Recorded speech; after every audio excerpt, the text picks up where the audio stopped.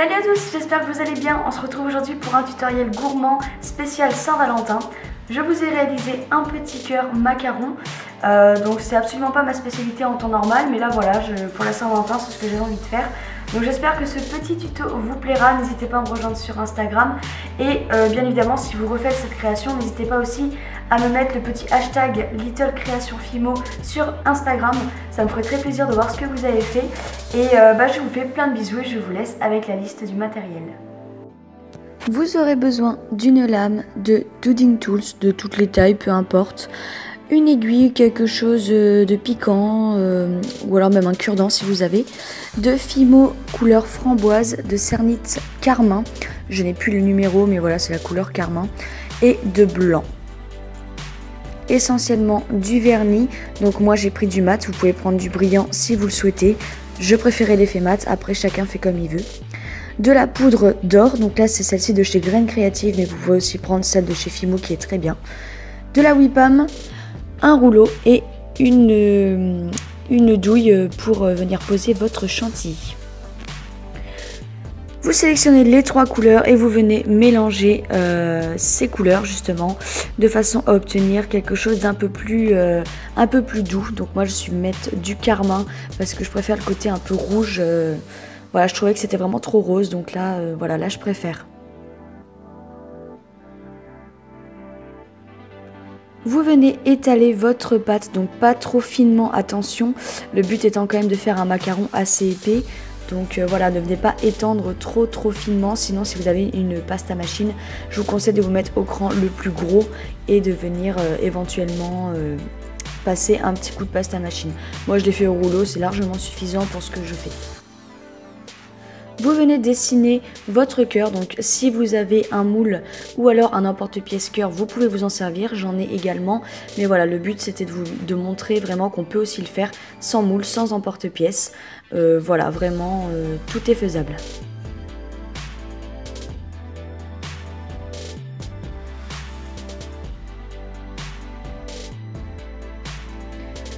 Une fois que votre cœur est dessiné, vous allez venir découper au scalpel. Donc du coup, moi là, j'ai ma petite lame qui me permet vraiment de faire des choses très précises. Vous pouvez venir détourer dans un premier temps, histoire de pas trop empiéter sur votre cœur. Donc ne vous inquiétez pas, il ne va pas être très régulier. Là, vous venez tout simplement l'affiner, le bomber un peu plus en appuyant sur les bords. En enlever, en rajouter s'il faut. Voilà, vous venez vraiment affiner au maximum comme vous le pouvez.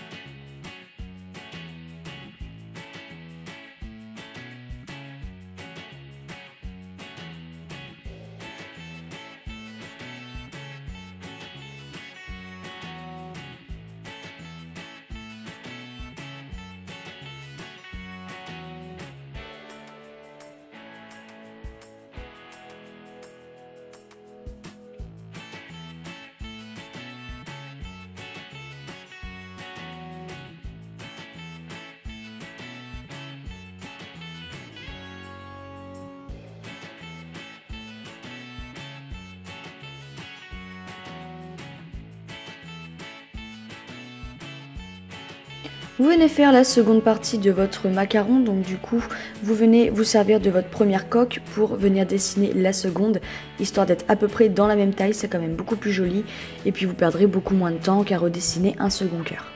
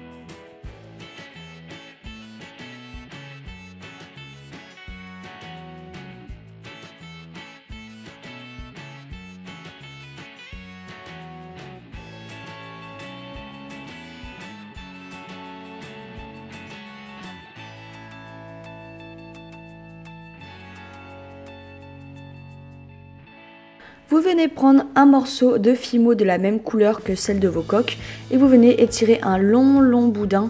Voilà, donc ça c'est pour venir faire en fait l'effet texturé du macaron. Après voilà, je sais qu'il y a d'autres solutions d'en faire, moi c'est ma technique. Je trouve que c'est plus réaliste et que ça m'évite vraiment de venir gratter la pâte en fait de mon cœur. Je préfère rajouter un morceau plutôt que de venir gratter dans mon macaron en fait. Après vous faites comme vous voulez si vous avez une autre technique, mais voilà, moi c'est celle-ci que j'utilise et elle fonctionne très bien.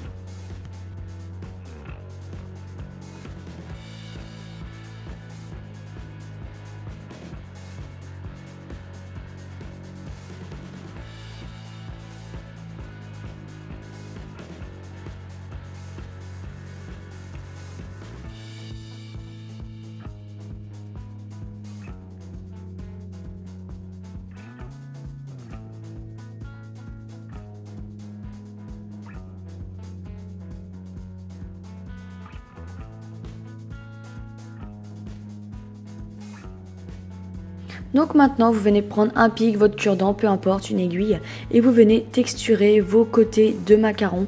Donc voilà, le but étant de faire quelque chose de réaliste, donc n'hésitez pas, prenez votre temps et venez faire quelque chose de vraiment bien fini.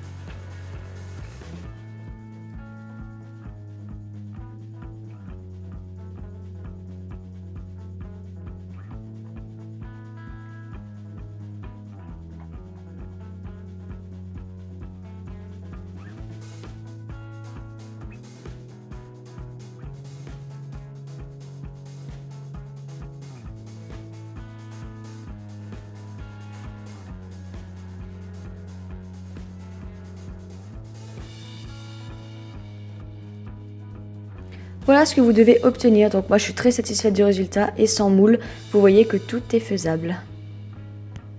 On vient mettre de côté nos petites coques et en attendant on va venir réaliser une petite rose. Pour cela vous prenez la couleur carmin, donc si vous n'avez pas de couleur de cernite vous pouvez très bien prendre du rouge cerise de chez Fimo. Il n'y a pas de souci, même faire des roses d'une autre couleur, il n'y a pas de problème, vous faites comme vous le souhaitez. Vous coupez des petits morceaux et vous allez venir faire des petites boules avec et les aplatir.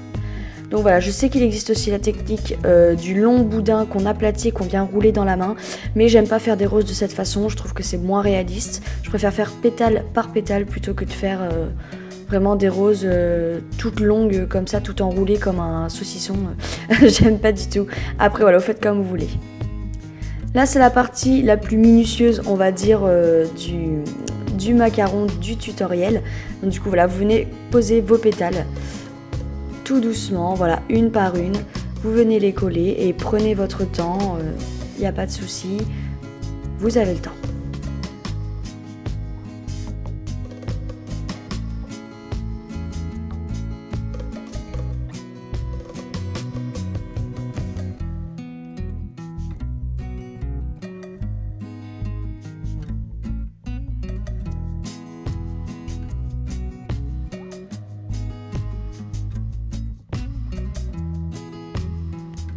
On vient faire des petites boules avec de la pâte rose.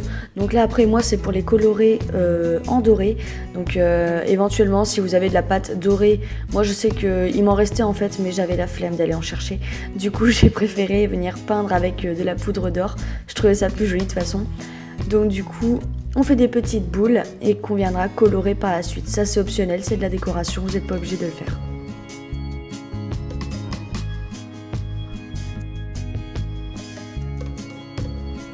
Vous venez poser vos petites boules et vos roses et également vos coques de macarons. Bon moi je les mets sur un petit support comme ceci, mais vous pouvez très bien mettre ça sur du papier alu ou du papier sulfurisé, c'est vous qui voyez.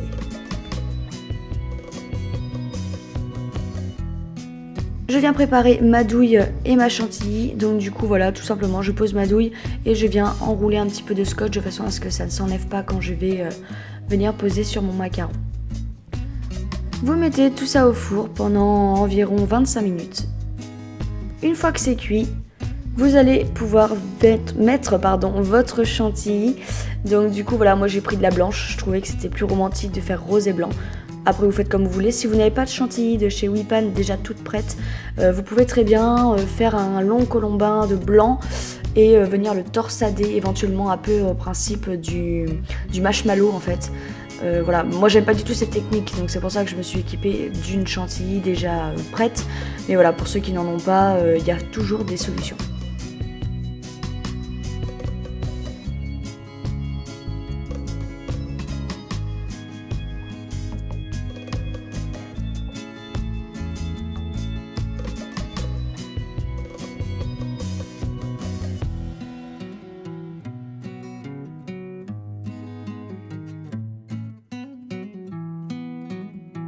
Et voilà ce que ça doit vous donner, donc moi je trouve ça tellement mignon. Je suis pourtant vraiment pas gourmandise en temps normal, mais là j'avais vraiment envie de faire une petite gourmandise de ce style.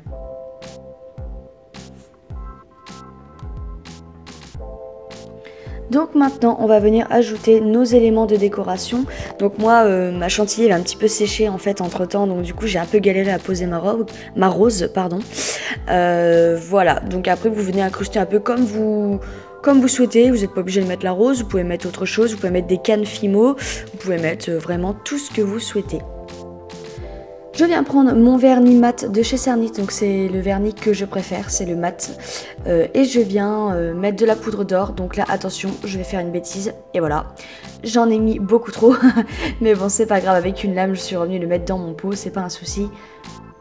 Je viens mélanger de façon à avoir quelque chose d'assez épais, et je viens tremper mes petites boulettes dedans, de façon à ce qu'elles soient colorées et vernies.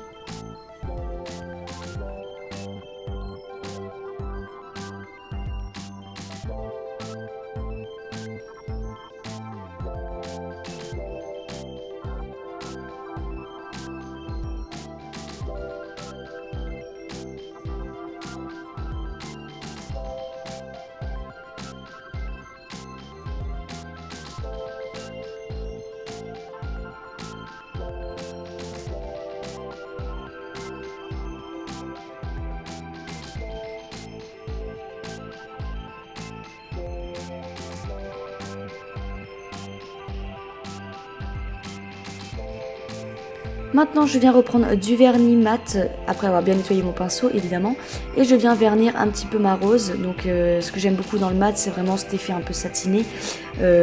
Voilà, je trouve que vraiment le vernis de chez Cernit est au top pour ça. Et je viens ajouter mes petites boules avec une bonne couche de vernis. Donc le but c'est aussi en fait de fixer nos petites boules grâce au vernis. Vous pouvez utiliser de la résine UV, je me suis acheté un petit pot de résine là dernièrement.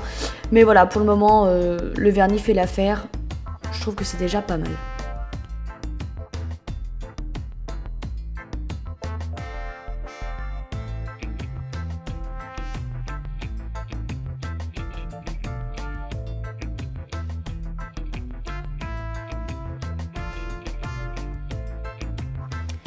Et voilà ce que vous devez obtenir, donc j'espère que ce tutoriel vous aura plu. N'hésitez pas à me donner votre avis, n'hésitez pas aussi à vous abonner à ma chaîne pour avoir davantage de vidéos. Je vous fais plein de bisous et n'oubliez pas le hashtag sur Instagram pour me montrer vos créations. Plein de bisous, à bientôt.